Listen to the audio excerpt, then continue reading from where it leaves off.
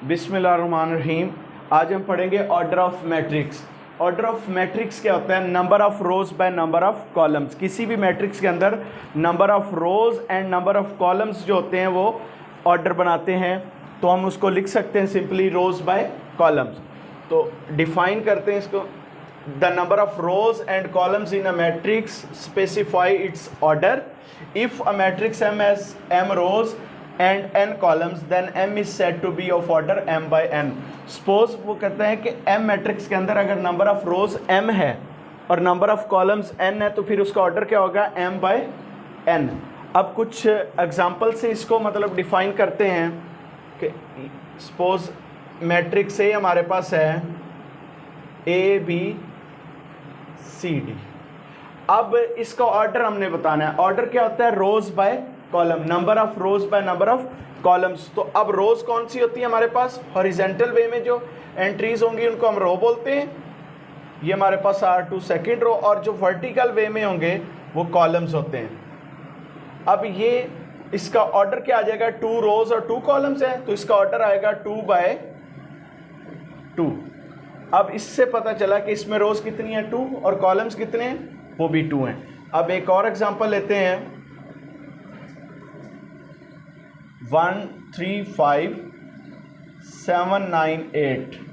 ये हमारे पास कोई मैट्रिक्स है, इसका ऑर्डर क्या होगा? अब इसमें हॉरिजेंटल वे में देखें जो एंट्रीज होंगी वो रोज हैं, ये रो 1 और ये रो 2, मीन्स के 2 रोज होगी। और कॉलम्स कितने हैं इसमें? वर्टिकल वे में ये 3 कॉलम्स हैं, तो इसका ऑर्डर क्या होगा? 2 बाय 3। इसी तरह एक और एग्जांपल ले लेते हैं,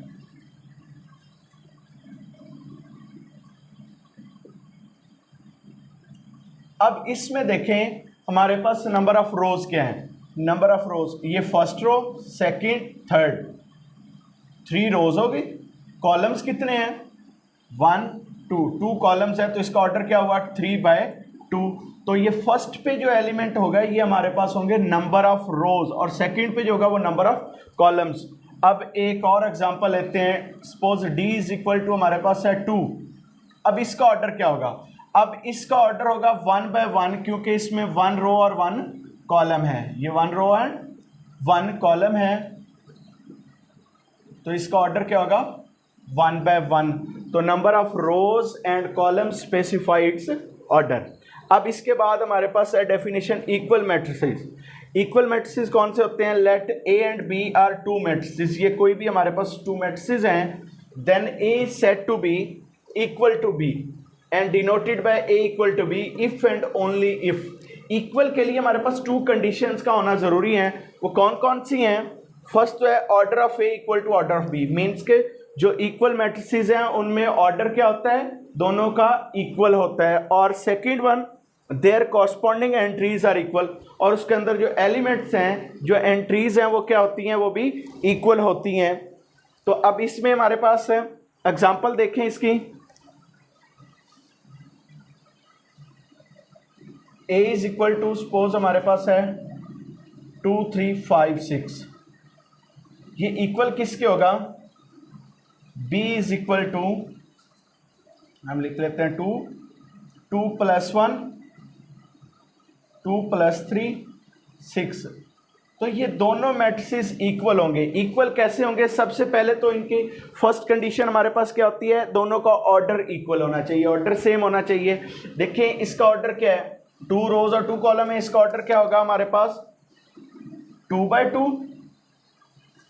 और इसका ऑर्डर क्या है? वो भी 2 बाय 2 है। तो फर्स्ट कंडीशन तो फुलफिल होगी कि ये इनका ऑर्डर सेम है।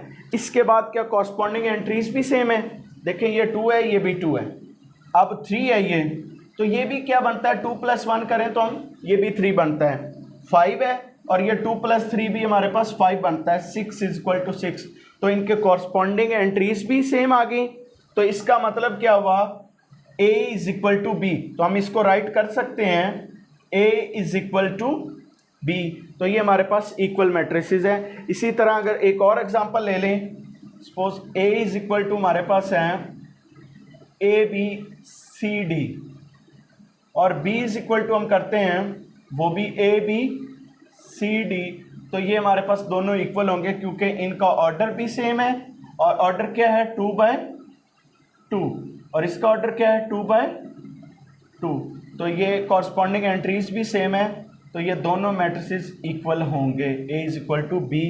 तो ऑर्डर क्या था, ऑर्डर है रोज बाय कॉलम्स, रोज और कॉलम मिलकर ऑर्डर बनाते हैं और इक्वल मैट्रिसेस के लिए 2 कंडीशंस होती हैं हमारे पास, एक तो उन दोनों का ऑर्डर सेम होना ज़रूरी है और कॉरस्पॉन्डिंग एंट्रीज भी इक्वल होनी चाहिए। जब ये दोनों कंडीशन फुलफिल हो जाएंगी तो इसका मतलब है ये इक्वल मैट्रिसेस हो जाएंगे हमारे पास।